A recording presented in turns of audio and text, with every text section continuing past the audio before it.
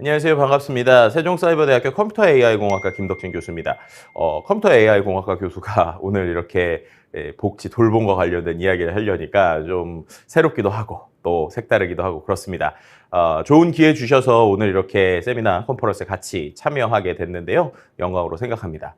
오늘 저는요, AI 시대 돌봄 혁신, 생애 주기별 AI 응용 사례 탐구라는 주제로 강의를 진행하게 됐습니다. 이번에 제가 세종사이버대학교에서 또 이 사회복지학과 관련 수업을 하나 맡게 되면서 연이 돼서 이렇게 오늘 강의를 하게 됐습니다. 앞서 말씀드린 것처럼 저는 원래 이제 IT 쪽에 일을 계속 해왔던 사람이고요. 빅데이터 분석이나 다양한 뭐 프로젝트들, 전략 컨설팅 이런 걸 좀 하고 있다가 이제 AI 컴퓨터공학과에서도 계속 겸임 교수로서 한 3년째 넘게 지금 강의를 하고 있는 것 같네요. 그렇게 하고 있고요. 그리고 이제 경희대에서도 제가 미디어 커뮤니케이션 대학원에서 커뮤니케이션 관련 또 강의를 하고 있습니다.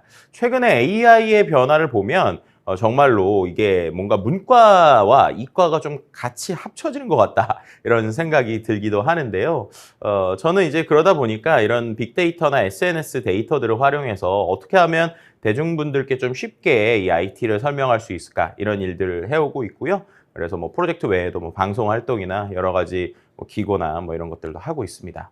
최근에는 챗 GPT 때문에 제 역할이나 제가 원래 하고 있었던 게 뭐지라고 생각이 들 정도로 올해 정말 정신없이 바쁘게 지내고 있는 것 같습니다. 여러분들도 아마 느끼셨겠지만 원래 이 챗 GPT는 예전으로 AI로 치면 AI는 정말 특정 영역의 사람들만 관심이 있었잖아요. 근데 요즘에는 이 챗 GPT 덕분이라고 해야 될지 아니면 이 때문이라고 해야 될지 모르겠는데 거의 모든 대중분들이 이 생성형 AI에 상당한 관심을 가지고 계십니다. 그래서 저도 이 정도까지 열풍일지 몰랐는데 올 초부터 지금까지 계속 뭐 여러 가지 활동을 하고 있습니다. 그러면서 이번에 또 책도 하나 쓰게 됐는데요. 책 제목을 출판사에서 지었는데 너무 도발적으로 지으셔가지고 제가 좀 걱정이 되긴 해요. 인간이 지워진다 이렇게 지으셨더라고요. 물론 뭐 내용이 그렇다고 인간 없어진다, 사라진다 이런 건 아니고요. 오히려 AI를 통해서 이 인간과 AI가 어떻게 공존할 수 있을까? 그 안에서 우리가 어떠한 생각을 할 수 있을까? 이런 것들에 대한 이야기다라고 봐주시면 좋을 것 같습니다. 자, 그래서 이제 본론으로 들어가기 전에 오늘 제가 이 강의를 맡게 된 계기나 아니면은 이 강의에서 제가 하려고 하는 얘기들 좀 해보려고 합니다. 네, 실은 아까 말씀드린 대로 저는 이 사회복지 분야를 이렇게 잘 알지 못합니다. 그러다 보니까 처음에 학회 발표에 대해서 우리 이순민 교수님께서 제안을 주셨을 때 엄청 고민을 많이 했어요. 이걸 내가 할 수 있을까? 어떻게 할까? 근데 이런 내용을 주셨더라고요. 내용을 보시면 생애학회가 전 생애적 관점에서 사회 정서적 발달을 다루는 학회고 생애와 AI라고 하는 이름으로 하려고 한다. 그래서 돌봄과 활용되는 내용들을 좀 강연을 했으면 좋겠다라고 생각을 하셨습니다. 그리고 주제나 제목은 자유롭게 정해달라고 하신 거죠. 그래서 제가 어떻게 했을까요? 제가 요즘에 가장 잘 갖고 노는 툴인 챗 GPT에다가 교수님이 주신 메일을 그대로 넣습니다. 보시면 어떻게 돼요? 학회에서 발표를 해야 되는데 설명을 아래와 같다. 그래서 우리 교수님이 적어주신 내용을 그대로 적죠. 그 다음에 여기에 대해서 제목으로 좋은 것을 5개만 추천해달라고 그러고 이유도 설명해달라고 합니다. 그랬더니 챗GPT가 이렇게 쫙 얘기를 해줘요. 그죠? 이렇게 얘기를 해주고 또 내용까지 잘 설명을 해주죠. 그 중에서 제가 괜찮은 제목 2개를 딱 선정을 해서 교수님께 메일을 보냅니다. 그래서 교수님께 메일을 이렇게 보내죠. 이 2개가 좋은 것 같습니다. 어떨 것 같습니까? 라고 얘기를 했더니 교수님 이제 메일을 보시고 논의를 해보시니 이 내용이 좋은 것 같습니다. 라고 얘기를 해주셨습니다. 그래서 어떻게 됐어요? 이제 생애 주기별 AI 응용 사례 탐구라는 걸로 발표를 해보자라는 생각을 하죠. 근데 또 여기서 문제가 있습니다. 어떤 문제가 있을까요? 제가 이 생애 주기별 AI 응용에 대해서 잘 모른다는 거죠. 그래서 그 다음에 또 어떻게 해요? 이것도 챗GPT한테 물어봅니다. 근데 이번에는 제가 원하는 좀 답하고는 좀 별로 와닿진 않았어요. 내용을 좀 자세히 보시면 인공지능 응용 사례 탐구에 대해서 얘기를 시켰는데 뭐 서론, 뭐 생애 주기별 결론 이렇게 나왔습니다. 근데 제가 여기서 약간 의문이 들었던 게 생애 주기라고 하는 것들이 정말 저렇게만 나누면 되는 건가? 라는 생각이 드는 거예요. 그죠? 그리고 뭔가 이제 제가 발표를 1시간짜리 구성은 해달라고 했는데 내용이 막 있진 않죠. 그래서 그래 뭐 참고는 하는데 좀 별로네? 라는 생각을 이제 하게 됩니다. 그래서 PPT로 만들어 달라고 그랬잖아요. 실제로 이 요즘에 GPT-4에 이런 캔바라고 하는 원래 이제 AI를 이제 그 PPT를 만들어주는 도구가 있어요. 근데 그 도구가 이번에 들어갔습니다. 그래서 얘가 그려주나 하고 봤더니 템플릿만 골라주고, 그죠? 템플릿만 골라주고 내용은 안 넣어주더라고요. 그래서 아 그래. GPT로 할 수 있는 건 일단 여기까지다라는 생각을 했습니다. 자, 그럼 어쨌든 제목도 뽑고 대충 구조를 뽑았으니 이제 진짜로 연구를 해야죠. 그래서 실제 논문 스터디 하듯이 연구를 했습니다.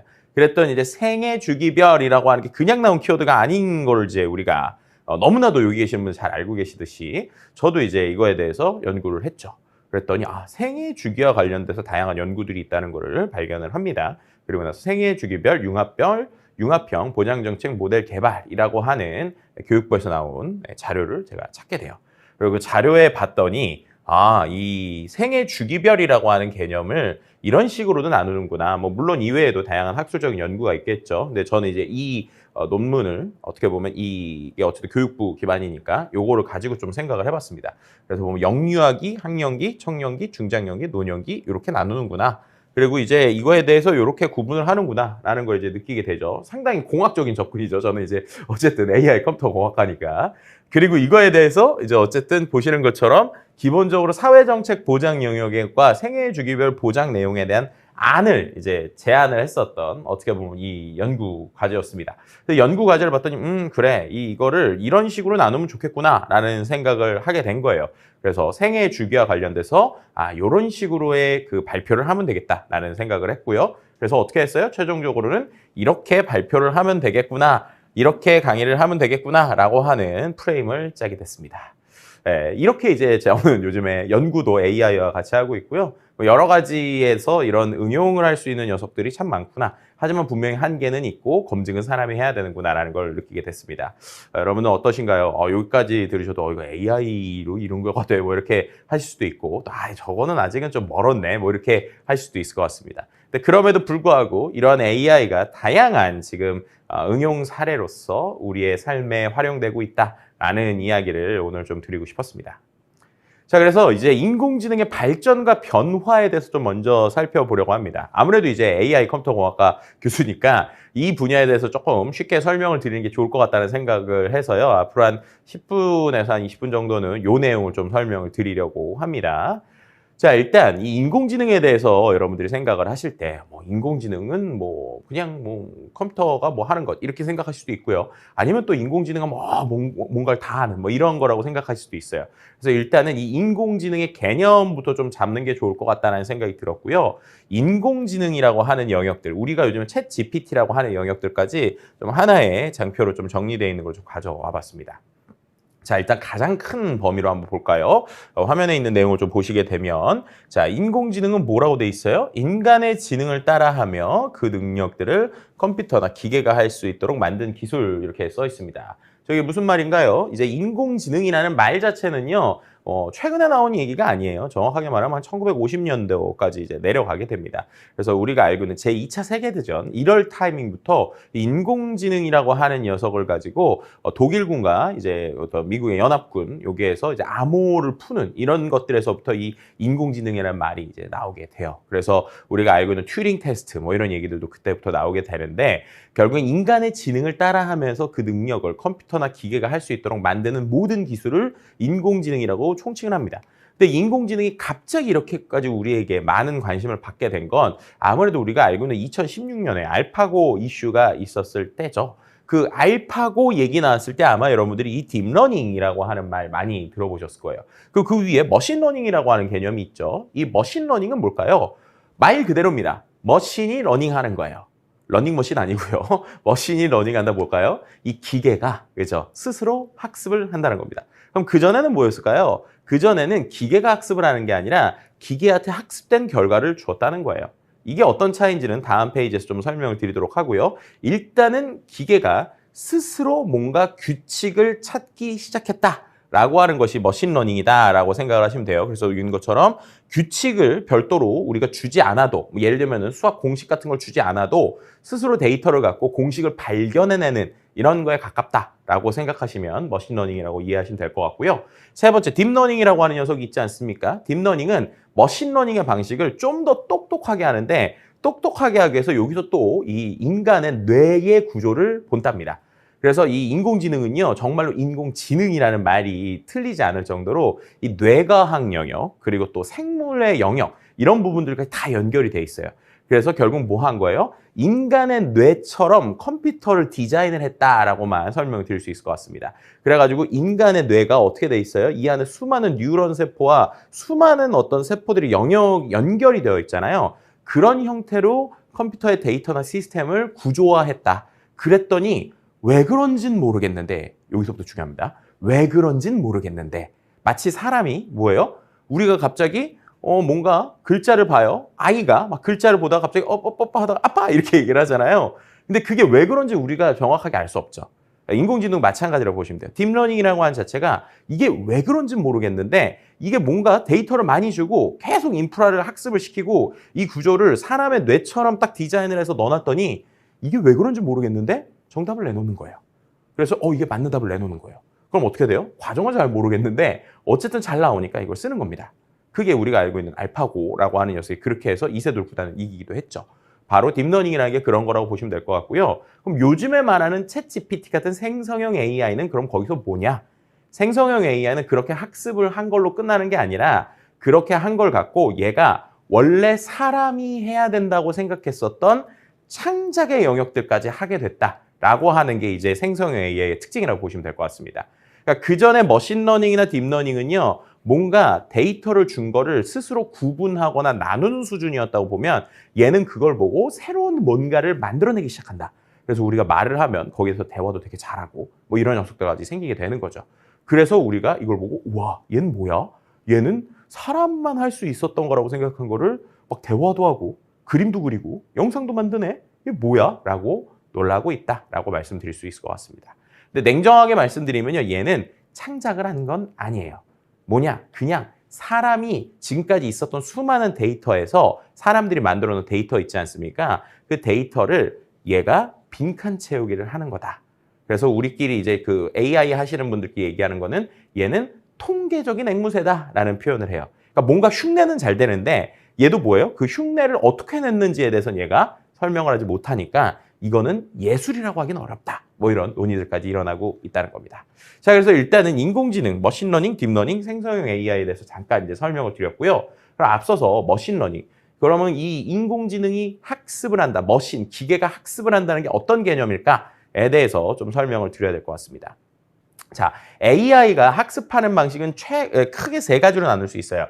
첫 번째, 지도학습이라는 게 있습니다. 지도학습은 뭐냐면요, 정답을 주고 그 상태에서 계속 학습을 하는 거예요. 그러니까 아까처럼 치면 예를 들면은 2 더하기 3은 5야. 4 더하기 2는 6이야. 이렇게 막 준 다음에 3 더하기 5는 뭘까? 그럼 얘가 이제 답변을 받아내는 방식이 지도학습이라고 보면 돼요. 그러니까 지도학습은 예측이나 분류에서 활용이 되긴 하는데 얘가 이 답변을 넘어서는 뭔가 새로운 거를 하지는 못합니다. 자, 비지도학습은 뭐냐면 정답을 알려주지 않아요. 그리고 그냥 데이터만 줍니다. 그 다음에 얘 보고 알아서 구분해보라고 하는 거예요. 제일 대표적인 게 뭐냐면요. 비지도 학습을 이제 제일 대표적인 사례 중에 하나로 설명을 하는 게 강아지랑 고양이의 사진을 줘요. 인공지능한테. 근데 이게 강아지다, 이게 고양이다라는 걸 안 알려주고 그냥 사진을 막 몇천 장, 몇만 장을 줘요. 그 다음에 얘한테 그걸 알아서 네가 한번 구분을 해봐라고 시키는 거예요. 그럼 얘가 그거를 2개로 알아서 구분을 합니다. 이제 몇 개로 구분해봐라는 건 사람이 줄 수도 있고 안 줄 수도 있어요. 근데 예를 들면 가장 기본적인 걸 설명드리기 위해서 네가 이 데이터를 보고 한번 2개로 그냥 구분을 해봐라고 해요. 그럼 얘가 스스로 이게 어떤 이유인지 아니면 이거 어떤 특징인지 이제 본인이 인공지능이 비교하는 어떤 특징들이 있겠죠. 그걸 갖고 나눠요. 근데 나누는데 얘가 잘 못 나눌 수도 있잖아요. 그럼 또 얘 다시 나눠보라고 시켜요. 아니면 데이터를 더 줍니다. 계속 데이터를 줘요. 그러면서 얘가 실제로 이거를 잘 나누기 시작을 해요. 그럼 잘 나눴을 때 이래가 이렇게 저는 이게 뭔지 모르겠는데 이거를 이 A라는 녀석하고 B라는 녀석으로 나눴어요 라고 시키는 거예요. 자, 그럼 그 상태에서 이제 사람이 뭐 해주는 거예요? 네가 나눈 A가 고양이고 B가 강아지야 라는 방식입니다. 이게 되게 뭔가 신기해 보이지만 냉정히 말하면 사람이 학습하는 게 거의 비슷해요. 그렇죠? 사람이 갓난아기 때부터 엄마 아빠가 명확하게 뭔가를 알려주는 거 말고도 어떻게 됩니까? 그냥 데이터를 보다 보면 나도 모르게 깨우쳐지는 것들이 있죠. 그런 것들이 이제 비지도 학습이라고 보시면 될 것 같은데 이제 세 번째 강화학습이 이거를 조금 더 사람들에게 이제 놀라움을 줬었던 이유가 여기에 있습니다. 자, 강화학습은 뭐냐면요. 아예 데이터의 특징도 안 알려주고 그냥 무조건 해보라고 시키는 거예요. 자, 이게 어떻게 구분할 수 있냐면 예를 들면 앞서서 설명드렸던 알파고 이야기 있지 않습니까? 알파고는요. 기본적으로 사람이 둔 바둑의 기보를 다 데이터를 줘요. 이게 무슨 말이에요? 얘한테 이기는 방법, 그러니까 우리로 치면 바둑을 두는 방식을 알려주진 않아요. 그것까지 알려주면 지도학습이겠죠. 근데 비지도학습은 어떤 식이냐면 바둑의 기보, 그러니까는 바둑 기본은 어떻게 돼 있어요? 바둑이 실제로 A라는 사람과 B라는 사람이 이렇게 뒀더니 이렇게 해서 A가 이겼더라라는 게 정리되는 게 기보잖아요. 수학으로 치면 예시 문제랑 비슷한 거죠. 그런 걸 계속 주는 거예요. 막 줍니다. 그럼 그 다음에 얘한테 사람하고 대결을 했는데 얘가 어떻게 된 거예요? 마치 책에서 모든 걸 배운 것처럼 수많은 걸 본 다음에 그 안에서 사람들이 뒀었던 바둑을 보고 그 규칙을 이해를 한 거죠. 얘한테 규칙을 명확하게 준 게 아니죠. 규칙을 학습시킨 게 아니라 정답을 막 줬더니 아니면 거기에 있던 정답이라고 표현하면 좀 이제 헷갈릴 수 있으니까 그냥 기존에 있었던 바둑에 실제 했었던 기보를 줬더니 그 기보를 갖고 스스로 뭔가 깨우친 거죠. 그게 비지도 학습입니다. 근데 강화학습은 뭐냐면요. 아예 기보를 안 줘요. 무슨 말이냐? 그냥 컴퓨터가 A라고 하는 컴퓨터랑 B라고 하는 컴퓨터한테 계속 바둑이라고 하는 거를 시켜요. 그럼 얘도 둘 줄 모르잖아요. 근데 어떤 규칙을 줬으니까 뭔가 그냥 뭔지 모르고 그냥 바둑을 두는 겁니다. 마치 갓난애기 둘한테 태어나자마자 한 사람은 백도를 주고 한 사람은 흑도를 준 다음에 영원히 그 둘이서 이 바둑판 안에서 놀라고 하는 거예요. 그죠? 그럼 얘네들이 어떻게 하겠어요? 처음에 바둑을 이렇게 막 두겠죠. 근데 뭔지도 모르고 막 두겠죠. 얘 한 번, 얘 한 번. 그러다가 갑자기 사람이 그래 너가 이겼어 라고 A한테 너 이겼다고 칭찬하면서 맛있는 걸 줘요. 쉽게 말하면. 그죠? 그러면 내가 뭔지 모르는데 이겼네? 라는 걸 느끼게 됐죠. 반대로 이쪽은 내가 뭔지 모르는데 졌네?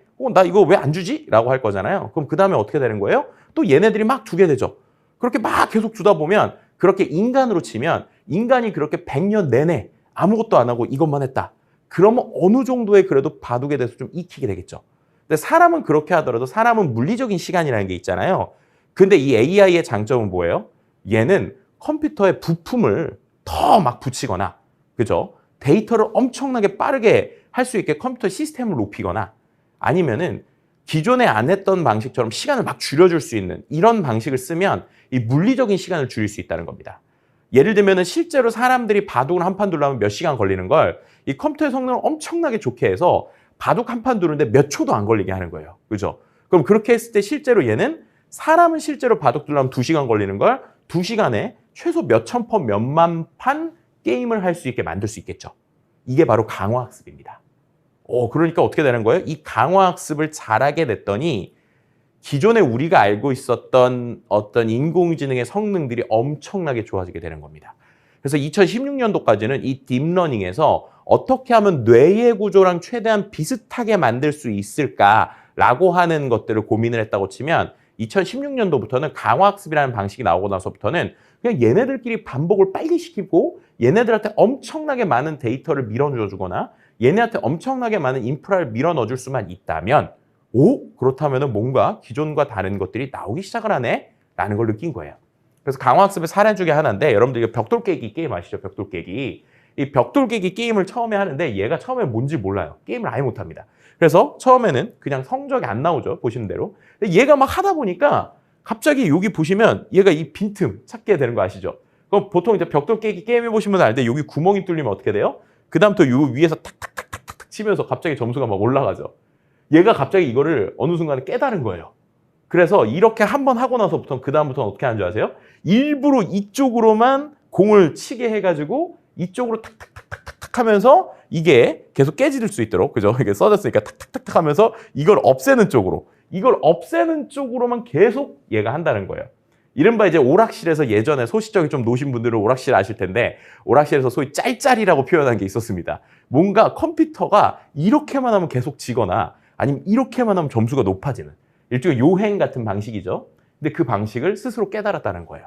그래서 어떻게 하는 거예요? 앞으로는 그렇게만 두는 이런 식의 방식이 강화학습이라는 것이고요. 그래서 이 강화학습의 결과가 어땠느냐?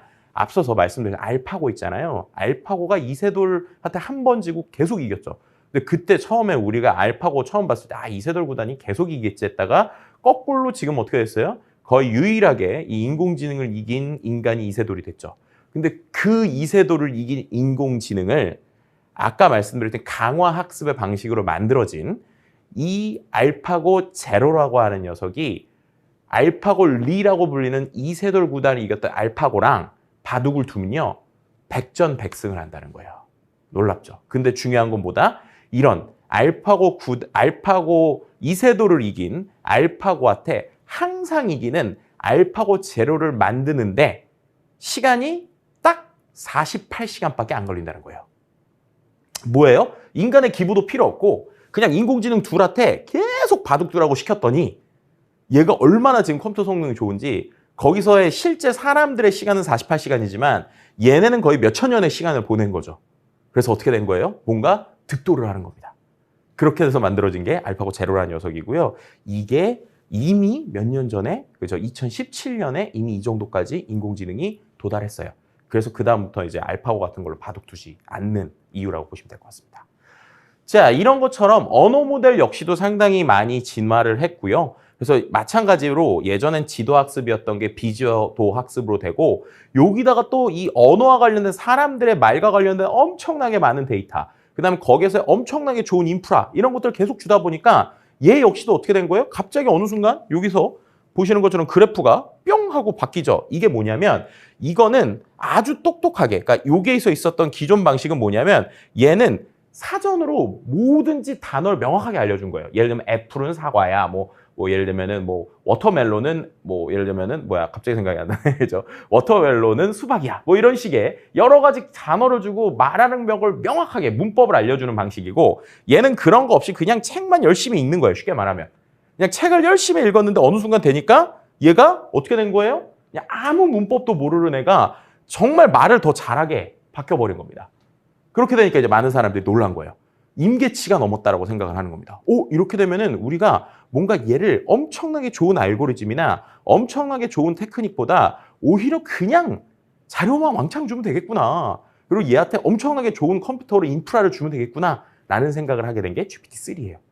그리고 나서 우리가 있는 챗 GPT라고 하는 녀석이 나오게 됩니다. 그럼 걔는 어떻게 된다냐? 얘가 그렇게 해서 잘 나오긴 했는데 자꾸 헛소리를 하거나 자꾸 위험한 말을 하기도 해요. 왜냐면 얘는 책에서 배웠지만 책에서 배운 거 말고 세상을 모르잖아요. 그래서 얘를 가지고 와서 얘한테 어떻게 되냐면 사람들이 알려주는 거예요. 너 말을 잘하긴 하는데 이렇게 말하면 너 회사 가서 잘린다. 너 이렇게 말하면 어디 가서 욕먹는다. 라는 거 알려주면서 어떻게 되는 거예요? 이거를 얘한테 실제로 사람들이 수동으로 한 번 더 알려주는 겁니다. 그러니까 뭐예요? 얘가 이제 말은 되게 잘하게 됐는데 내가 말하는 말이 무슨 말인지 모르니까 위험할 수 있는 말들이 있잖아요. 그걸 사람들이 고쳐주는 거예요. 그래서 저는 이걸 뭐라고 표현하냐면 스스로 깨우친 인공지능한테 인간이 인간의 방법으로 한 번 더 알려주면서 길들이는 거예요. 그죠? 그렇게 길들이니까 얘가 이제 우리한테 아주 길들인 언어로 표현하게 됐다. 이렇게 말씀을 드릴 수 있을 것 같습니다. 자, 그래서 이런 것들이 이제 우리가 어떻게 쓰일까라는 것들은요. 제가 최근에 핀테크 관련된 컨퍼런스에 갔는데 여기서 상당히 놀랐던 것 중에 하나가 여러분들 챗봇 요즘에 잘 안 쓰시죠? 왜냐하면 챗봇 생각보다 얘가 성능이 좋을 줄 알았는데 답변도 잘 못하고 내가 원하는 거 잘 얘기 못하잖아요. 근데 이 챗GPT 같은 생성형 AI가 붙은 챗봇을 이번에 제가 봤더니 꽤 괜찮아요. 왜냐면 보시는 것처럼 제가 진짜 어려운 문제 막 물어봤거든요. 하이닉스가 엔비디아에 납품한 메모리가 주가 상승에 얼마나 큰 영향을 미칠까? 말 되게 복잡하죠. 근데 얘가 그걸 다 알아먹고 답변을 막 해줍니다.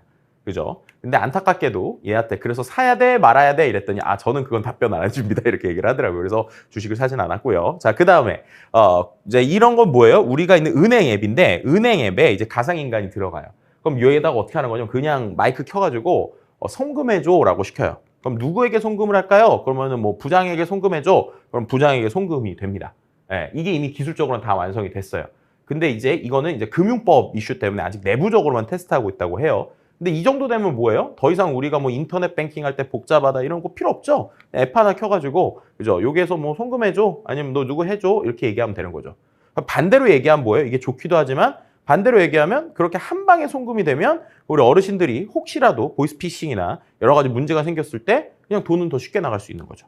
그래서 결국에는 이렇게 AI라고 하는 기술이 상당히 우리에게 빠르게 다가오고 있다라는 거고요. 이 대표적인 사례가 하나 있어서 제가 좀 준비했는데요. 인공지능이 스스로 우리 어르신들에게 먼저 전화를 걸어서 어르신들의 상태를 물어보고 그리고 어르신들의 컨디션에 대해서 확인하는 이러한 건데요. 영상을 잠깐 보겠습니다. 저번에 속이 더부룩하다고 하셨는데 지금은 좀 어떠세요? 약 먹고 조금 가라앉았는데 그래도 뭐 시원하진 않아요. 아이고, 약을 먹어도 계속 그러시면 병원에 한번 가보시는 게 좋을 것 같아요.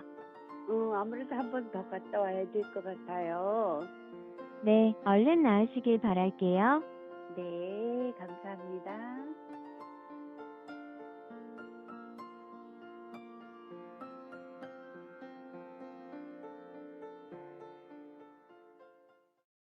아이고, 그걸 다 기억하시네요. 머리 아픈 거 조금 많이 좋아졌어요. 우리 인공지능 아가씨가 이렇게 챙겨주니까 너무 좋아요. 네. 어떻게 지내요? 목소리가 너무 사람을 기분을 업시켜서 전화를 기다리게 돼요. 네, 이렇게 또 안부 전화 주니까 옆에 누군가가 이렇게 통화할 수 있다는 것이 굉장히 기쁩니다.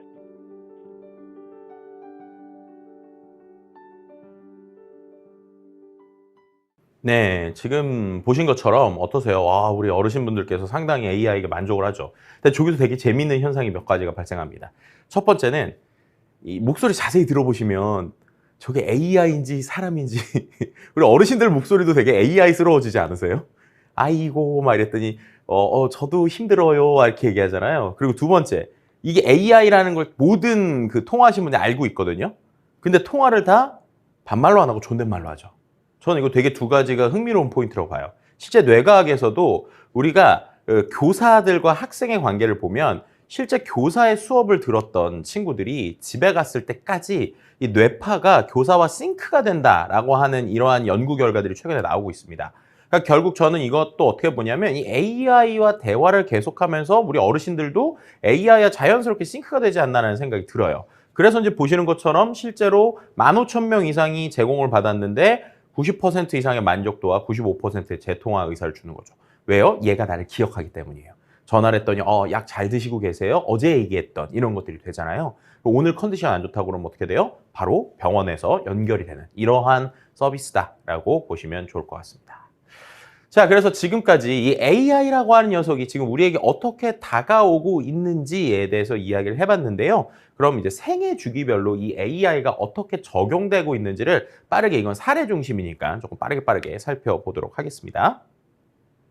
네, 일단은 이 AI의 응용 사례를 제가 생애 주기별로 문장을 하나씩을 좀 만들어 봤는데요. 영유아기는 친구이자 보호자, 선생님이 돼주는 AI. 학령기는 공부 도우미이자 취미 도우미 AI. 청년기에는 취참업의 기회를 만들고 사회적 활동에 도움을 주고 나의 심리를 보살펴주는 AI. 중장년기에는 재취업의 기회를 주고 사기를 예방해주는 AI. 노년기에는 외로움을 달래주고 새로운 힘이 돼주는 AI. 이렇게 한번 정의를 해봤습니다. 문장만 봐도 또 좀 와닿으시는 게 있죠. 그래서 실제로 좀 사례들을 설명을 드리도록 할게요.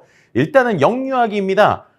태어나기 전부터 AI의 도움을 받는다라는 얘기인데요. 저게 뭐냐면 실제로 아이들을 이제 우리가 뱃속에 있을 때 진단을 하잖아요. 그 진단을 할 때 초음파 관련된 이야기입니다. 좀 내용을 좀 확대해서 보면 보시는 것처럼 실제로 아이들이 뱃속에 있을 때 출산이 임박했을 때 실제로 지금까지는 파악을 하기 위해서는 손가락을 이용해서 태아의 머리가 어디 있었는지 확인을 했다고 합니다. 근데 이제 어떻게 되는 거예요? 태아의 머리 위치를 확인할 때 AI가 자동으로 각도를 계산을 해줘서 언제 나올지 예측을 한다는 겁니다. 그죠? 그리고 이렇게 할 때 또 중요한 게 뭐예요?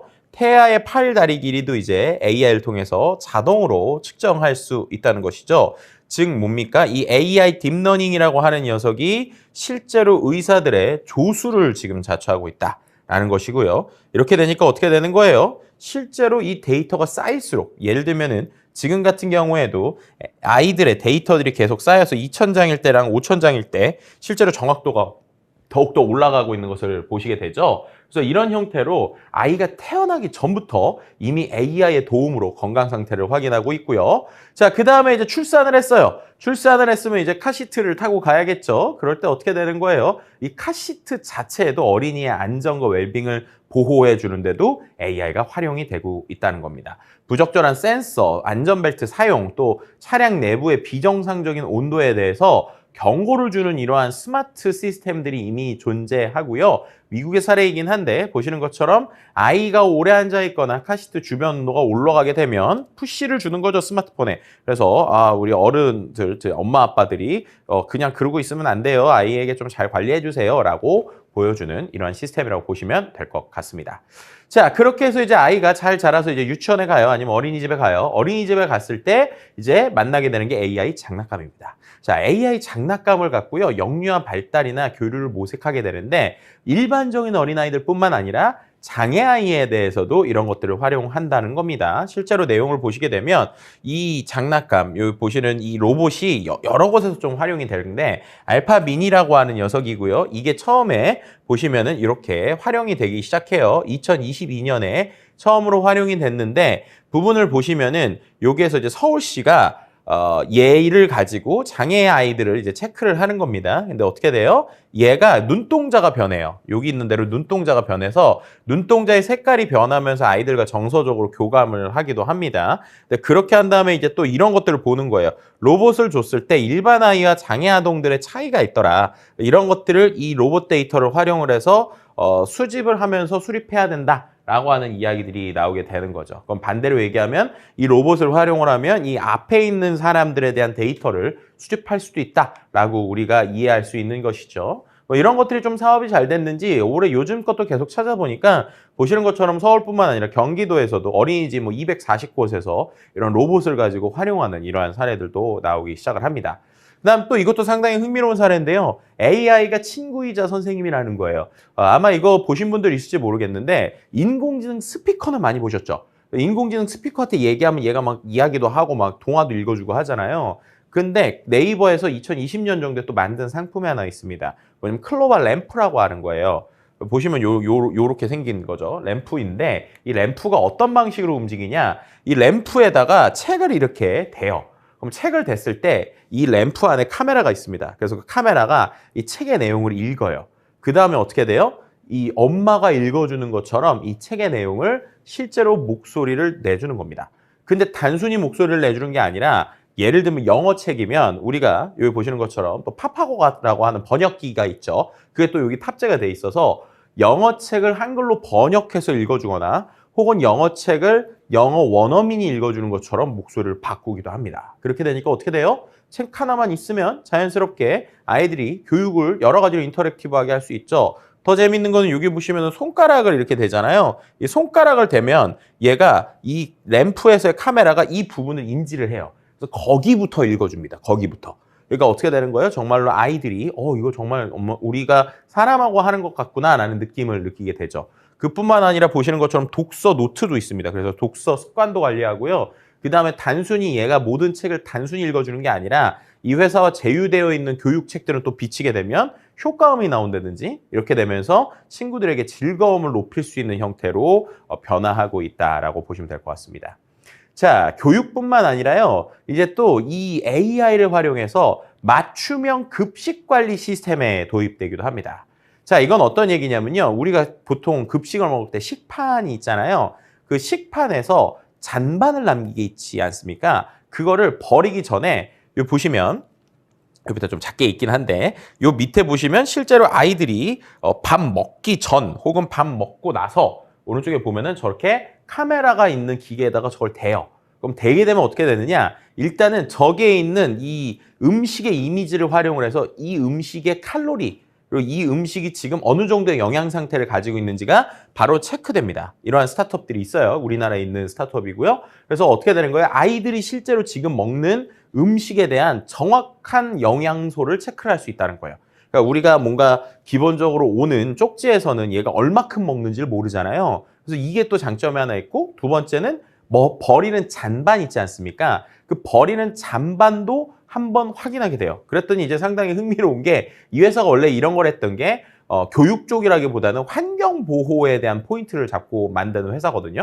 그래서 이 회사가 발견을 한 게 어떤 음식이 됐든 대부분 이 학교에서 이제 급식이 나오거나 회사에서 급식이 나올 때 안 남기는 사람은 뭘 줘도 항상 안 남기고 남기는 사람은 뭘 줘도 항상 남기더라. 그래서 버리는 음식 절반 이상이 남기는 사람의 상위 30%에서 나오더라. 이런 데이터 분석 결과를 또 발견했다고 합니다. 그래서 이런 걸 활용해가지고 어떻게 되는 거예요? 단순히 이게 급식 관리를 할 때의 영양소에 대한 체크, 또 잔반을 어떻게 하면 줄일 수 있을까를 데이터 기반으로 해가지고 과학적으로 보는 것이고요. 실제로 이건 초등학교 사례도 같이 있긴 한데 이 초등학교에서는 어떻게 하냐면 반별로 띠를 나눠줬다고 해요. 그래가지고 이 띠를 갖고 있는 게 디지털 팔찌죠. 그래서 내가 밥 먹고 버릴 때마다 디지털 팔찌를 딱 찍게 되는데 찍게 됐을 때 이제 잔반의 양이 있을 거잖아요. 근데 잔반을 많이 줄인 반에다가 특정 반에다가 선물을 주는 챌린지를 했더니 실제로 엄청나게 잔반량이 줄었다고 그래요.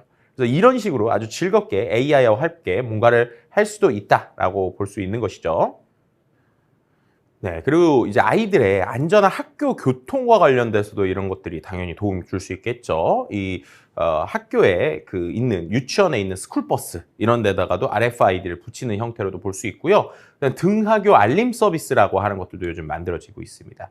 그래서 여기 보시는 것처럼 아이의 가방이나 아니면 아이의 어떤 명찰 같은 데다가 자동 인식 단말기를 붙여가지고 그걸 갖고 얘네들이 학교에 들어가거나 아니면 학교에서 나올 때 자동으로 문자가 오는 이런 형태로도의 도움을 줄 수 있다는 것이고요. 거기서 조금 더 진화한 형태도 있는데 이건 일본의 사례인데요. 실제로 이 친구가 집에서 문을 열고 들어올 때 센서가 누가 들어왔구나 확인을 하기도 하고요. 그다음에 실제로 길거리를 지나갈 때 길거리가 아니죠. 집에서 방에서 어디를 움직일 때 이럴 때도 저기 보시면은 다리 쪽에 있는 센서를 갖고 지금 우리 집에서 뭐 강아지가 어떻게 움직이는지 사람들이 어떻게 움직이는지 이런 것들을 확인할 수도 있다라고 보시면 좋을 것 같습니다.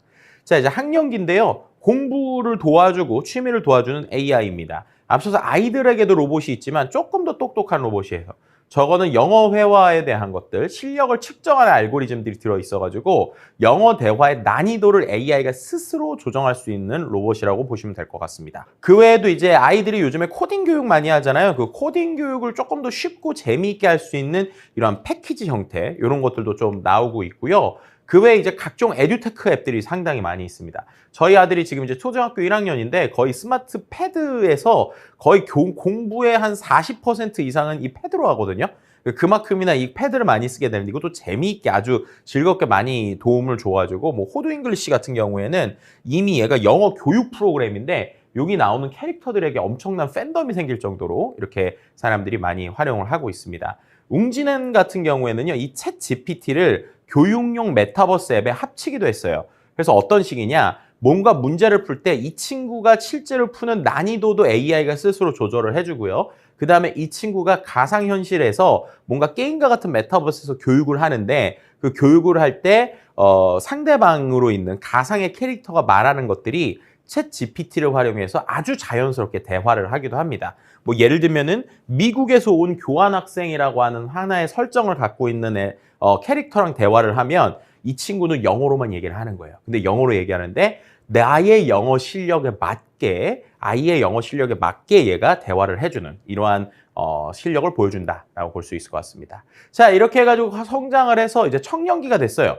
취업과 창업 관련해서 정말 AI 관련 스타트업들이 많죠. 그러니까 이 부분은 좀 넘어가도록 하고요. 심리적으로도 AI가 요즘에 많은 도움을 줍니다. 예를 들면은 정신 건강을 위한 다양한 인공지능 활용 서비스가 있다고 보시면 될 것 같고요. 특히나 뭐 불안장애, 우울장애부터 시작해서 PTSD나 뭐 ADHD, 심지어 이제 치매, 알코올 중독까지 다양한 형태에서 AI가 뭔가 진단해주고 소통해주고 심지어 이러한 디지털 기기를 통해서도 도움을 준다라고 보시면 될 것 같아요. 그래서 실제로 VR 기기를 활용해서 최근에 이런 정신치료에서 좀 많이 활용이 되고 있는데요.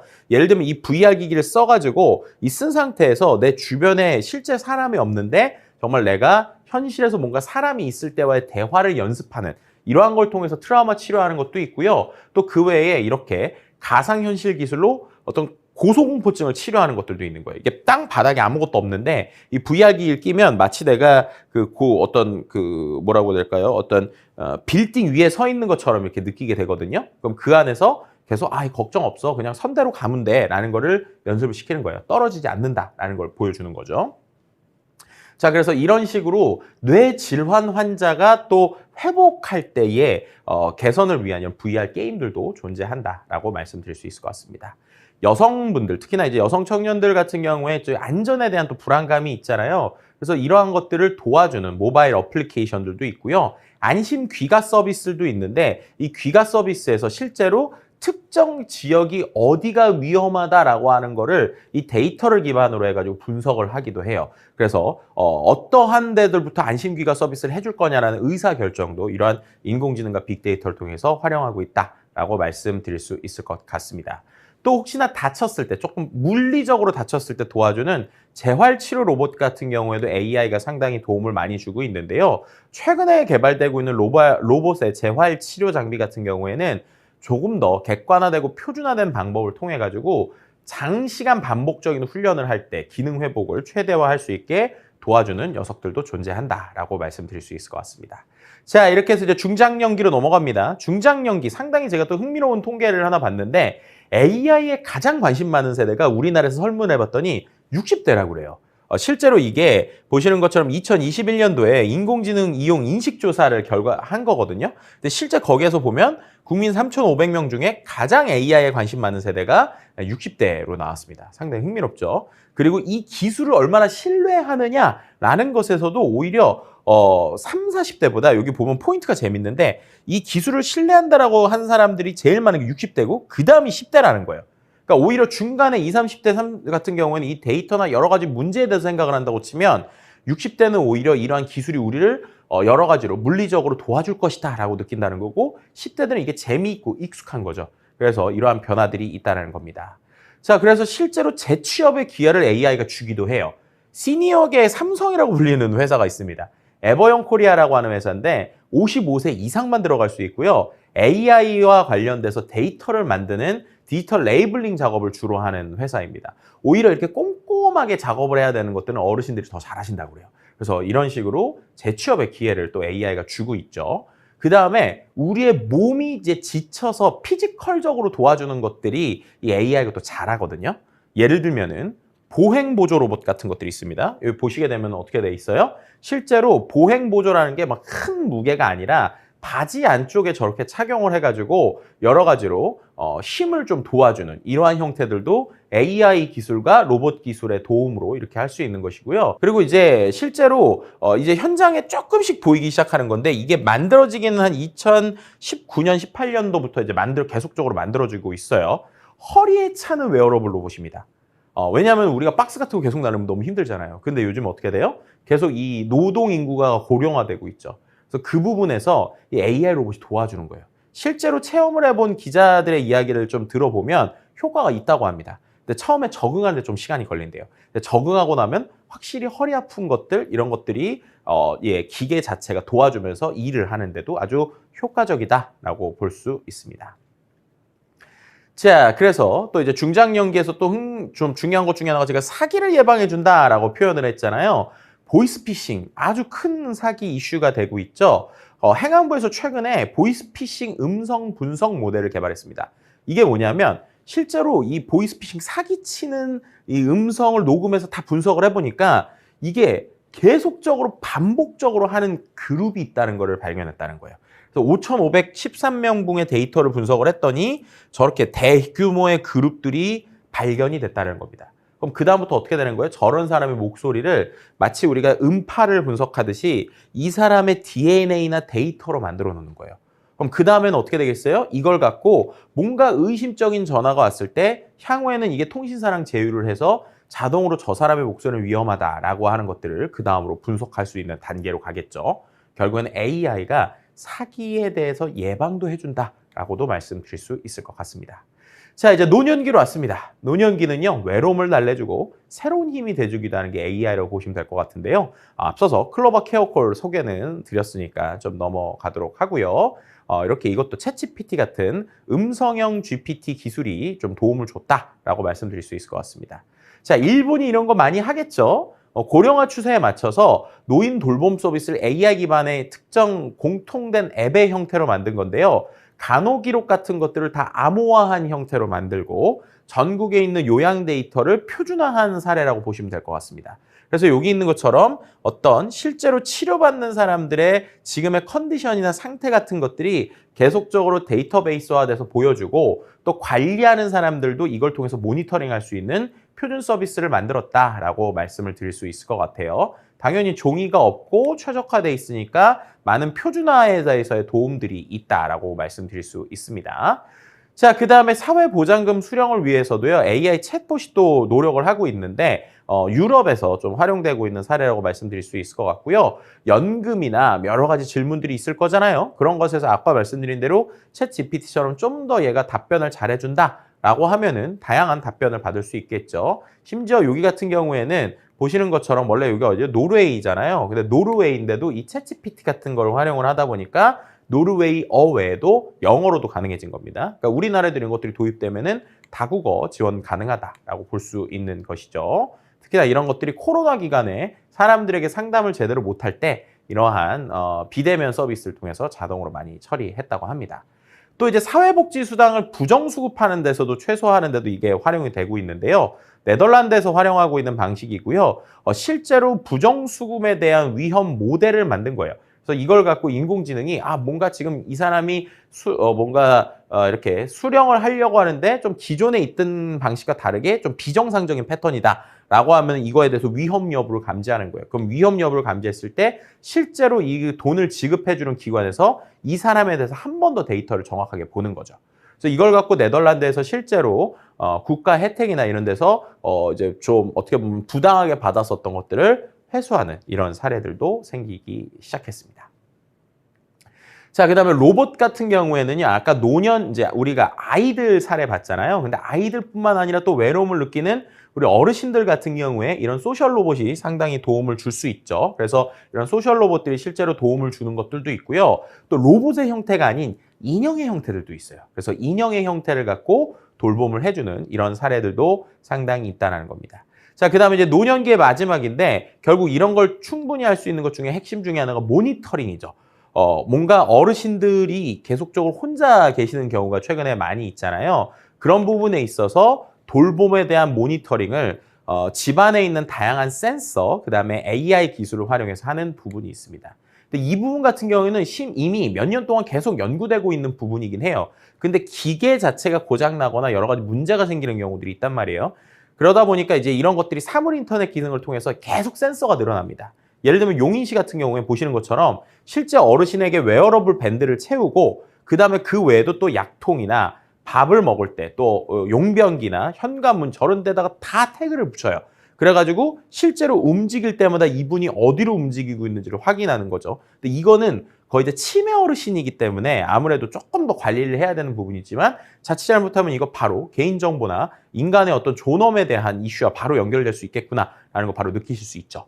그래서 이런 부분들이 이렇게 실제로 운영되고 있고 시스템적으로 만들어지고 있다라는 거를 여러분들이 좀 느끼시면 좋을 것 같습니다. 네, 그래서 마지막으로는요, 그럼 AI 발전의 미래와 고려사항에 대해서 좀 논의해 보도록 하겠습니다. 자, 지금 보신 것처럼요, 이 AI 기술은 아주 빠르게 진화하고 있어요. 그래서 예전에는 이 AI가 사람처럼 그냥 인지하는 기술 정도까지 왔다라는 게 2016년도까지고, 2016년도부터 현재까지 보면 얘가 이제 학습하고 추론하는 데까지 왔습니다. 그리고 미래에는 이 인공지능이 사람처럼 뭔가 행동하거나 아니면 로봇처럼 움직이는 것들까지 사람들이 기대하고 있는 상황이다라고 말씀드릴 수 있을 것 같아요. 자, 그럼 이렇게 됐을 때 복지에서 어떻게 연결이 될까요? 일단은 당연히 향상된 서비스가 계속적으로 나오겠죠. 복지를 제공하는 인간의 노력을 보완하면서 도움을 줄 수 있고 자동화를 통해서 반복적인 작업들을 효율적으로 관리할 수 있다는 것입니다.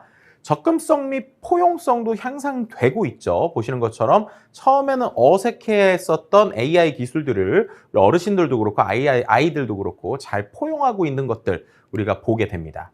그리고 맞춤형 관리 당연히 가능하겠죠. 개개인별로의 데이터 기반으로 해서 맞춤 서비스, 또 원격으로 하는 것들, 뭐 원격으로 아까처럼 온라인으로 응대하거나 문의하는 것들, 이런 것들도 충분히 가능하다라고 볼 수 있을 것 같습니다. 복지가 인력이 상당히 부족한 부분이 있죠. 그래서 인력 부족을 조금 더 해결하고 의료 서비스를 받을 때에 도움을 조금 더 받을 수 있는 AI가 일종의 보완의 역할을 할 수 있다라는 것이 우리가 볼 수 있는 좀 좋은 부분이라고 볼 수 있을 것 같고요. 반대로 좀 우리가 고민해 봐야 될 윤리적 고려 사항들이 있습니다.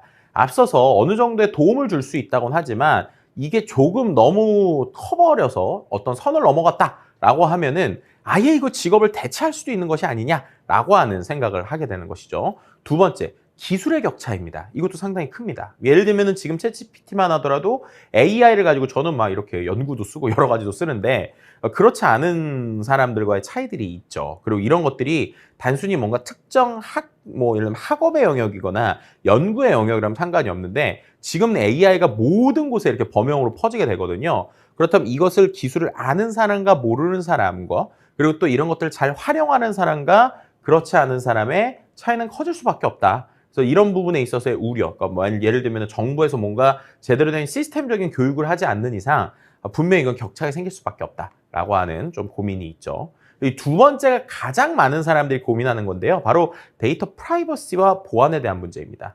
앞서 말씀드린 대로 사물 인터넷이 우리 모든 걸 모니터링하고, 그죠? 그 다음에 복지를 할 때 모든 걸 도와주고, 또 로봇이 나의 행동을 다 보게 된다. 그럼 나의 개인의 프라이버시, 보안에 대해서는 어떻게 될까라는 겁니다. 모든 게 개인정보일 수 있고, 그리고 그 안에서 내가 원치 않는 내용들까지 얘가 가져갈 수도 있잖아요. 그런 부분에 있어서 이거 어떻게 가이드라인을 만들 것이냐라는 것이 중요하고요. 그래서 이런 데 있어서 지금 우리나라 정부에서도 데이터의 익명화와 관련된 쪽에서는 상당히 신경을 쓰고 있다. 이렇게 말씀을 드릴 수 있을 것 같습니다.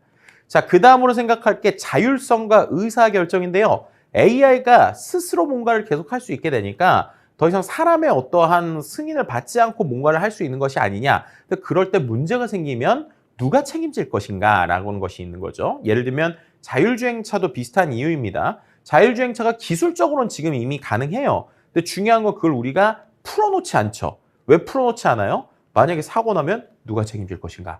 이런 식의 의사결정에 대한 문제들이 존재한다는 겁니다. 그리고 편견이라는 게 있는데요. 이게 뭐냐면 기본적으로 AI는 앞서서 말씀드린 대로 그냥 데이터를 갖고 학습한 거지 얘가 뭔가의 가치관을 가지고 있는 게 아니에요.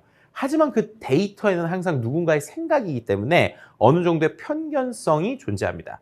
예를 들면 여러분들이 유튜브만 해도 그렇죠. 유튜브의 알고리즘 자체는 어떠한 색깔이 없거든요. 근데 여러분들이 유튜브를 통해서 뭔가 정치 컨텐츠를 보거나 사회적인 컨텐츠를 보면 나도 모르게 한쪽의 영상이 되게 많이 나온다. 이런 거 아마 느끼실 거예요. 결국 그게 뭐예요? AI가 갖는 좀 특징이라고 볼 수 있을 것 같은데 이런 것들을 얼마나 공정하게 잘 만들 것이냐 그리고 이런 것들이 사회적으로 미칠 수 있는 영향이 무엇인가에 대해서 고민해 봐야 되는 상황이라고 볼 수 있을 것 같습니다. 사회적 고립과 정서적 영향에 대해서 좀 생각해 볼 수 있을 것 같은 게 결국에는 AI는 사람이 아니잖아요. 근데 만약에 이렇게 돼서 실제 일하는 사람이 줄고 AI가 뭔가 한다. 문제 생길 수 있다라는 것을 느낄 수 있다는 겁니다. 자, 이렇게 해서 오늘 내용을 좀 전체적으로 다 말씀을 드렸는데요. AI에 대해서 우리가 마지막으로 생각해 볼 거 한 장 정도만 좀 설명을 드리려고 해요. 최근에 이런 AI와 관련된 다양한 컨퍼런스가 일어납니다. 그러면서 AI와 우리가 어떻게 살아갈 것인가에 대한 이야기가 많이 나오는데요. 거기서 나온 것 중 인상적인 내용이 있어서 가져왔습니다. AI가 우리를 대신할 수 없는 세 가지 직업이 있다. 그것이 바로 놀라운 일, 사회적인 일, 희소성 있는 일이다라는 거예요. 어떻게 보면 이렇게 우리가 돌봄이라고 하는 것이 이 세 가지의 역할을 다 하는 것이 아닌가라는 생각을 갖게 됩니다. 그래서 인공지능은 어떻게 보면 이런 돌봄에 있어서의 도우미의 역할을 할 뿐이지 이것이 완벽하게 무엇을 대체할 수는 없다라는 것을 우리가 잘 생각했으면 좋겠고요. 중요한 것은 이런 걸 통해서 우리가 얼마나 잘 활용하느냐라고 하는 것은 분명히 개인의 역량에 상당히 중요한 영향을 미치게 될 것이다 라는 말씀을 마지막으로 드리고 싶습니다. 네, 이것으로 이제 강의는 마무리를 하도록 하겠습니다. 이어서 질의응답을 좀 받도록 하겠습니다. 네, 교수님 너무 좋은 강의 감사합니다. 네네. 강의 중에 물리적 고려 사항에 대해서도 말씀을 해주셨는데요. 네네. 혹시 이런 AI를 사용하면서 나타날 수 있는 그런 부정적인 효과를 최소화하기 위해서 좀 사용할 수 있는 그런 가이드라인 같은 것이 네. 있을까요? 네, 이 AI와 윤리 그리고 또 이거에 대한 가이드라인 뭐 이런 것들을 생각을 해보면 일단은 이 인간의 관점에서 좀 먼저 생각을 해야 될 것 같아요. 앞서서 강의 때도 좀 얘기 드렸지만 AI는 하나의 도구라고 볼 수 있어요. 그리고 얘는 뭔가의 어떤 사람처럼 감정을 가지고 있다라고 표현하기는 어렵습니다. 데이터가 주는 것에 대해서 뭔가 얘기를 하기 때문이죠. 근데 그걸 보는 인간이 어떻게 보면은 이것에 대해서 좀 감정을 느끼기도 하고 좀 사람처럼 의지하기도 되는 것 같아요. 앞서도 보신 것처럼 영화 허에서도 그랬고 또 하이퍼클로바의 사례에서도 어르신분들이 분명히 AI인 걸 아는데도 막 존댓말도 하고 또 막 이렇게 AI가 비슷할 정도의 목소리를 막 내시잖아요. 그래서 우리가 여기서 느낄 수 있는 건 AI는 하나의 도구이고 그 도구에 우리가 너무 몰입해서는 안 된다라는 일종의 좀 교육도 필요하지 않나라는 생각이 들기도 합니다. 그래서 뭐 요즘에는 초등학교에서부터 이런 이른바 AI 리터러시라고 해야 될까요? AI와 관련된 이 기술적인 것들, 사회적인 영향들, 그리고 이런 것들이 할 수 있는 것과 할 수 없는 것들에 대한 교육이 반드시 필요하다. 이렇게 말씀드릴 수 있을 것 같고요. 또 이제 이런 것들을 좀 사회 전반적으로 법이나 규제, 가이드라인과 관련돼서 좀 궁금해 하시는데 이 가이드라인과 관련돼서는 뭐 챗 GPT 같은 최근에 이런 생성형 AI와 관련돼서는 EU를 중심으로 해서 상당히 빠르게 이 가이드라인들이 나오고 있습니다. 뭐 다른 것들, 뭐 예를 들면은 뭐 AI를 의료에 써야 되느냐, 아니면 AI에게 권리를 어디까지 줘야 되느냐, 이런 것들은 좀 기업마다 그리고 또 국가마다의 여러 가지 생각이 달라서 생각보다 이게 하나의 생각으로 잘 정리가 안 되고 있거든요. 그런데 이 생성형 AI와 관련된 가이드라인은 상당히 좀 빠르게 지금 논의가 되고 있어서 한 2024년 혹은 아무리 늦어도 2026년 정도까지는 EU에서 뭔가 법적으로 정해질 것 같습니다. 어떤 게 정해지느냐? 핵심은 하나인데요. 생성형 AI가 만든 결과물이 사람이 만든 게 아니라 AI가 만든 것이다 라는 것을 어떤 방식으로도 표기해야 된다라고 하는 것들이 지금 어느 정도 확정이 되고 있습니다. 뭐 예를 들면 우리가 웹툰 같은 것도 마찬가지지만 디지털로 뭔가를 만든 거에다가 사람의 눈에 보이게 뭐 도장을 찍을 수도 있고 아니면 그 뒷단에 디지털 도장이라고 우리가 표현을 하거든요. 이런 것들을 기술적으로 이제 넣을 수도 있습니다.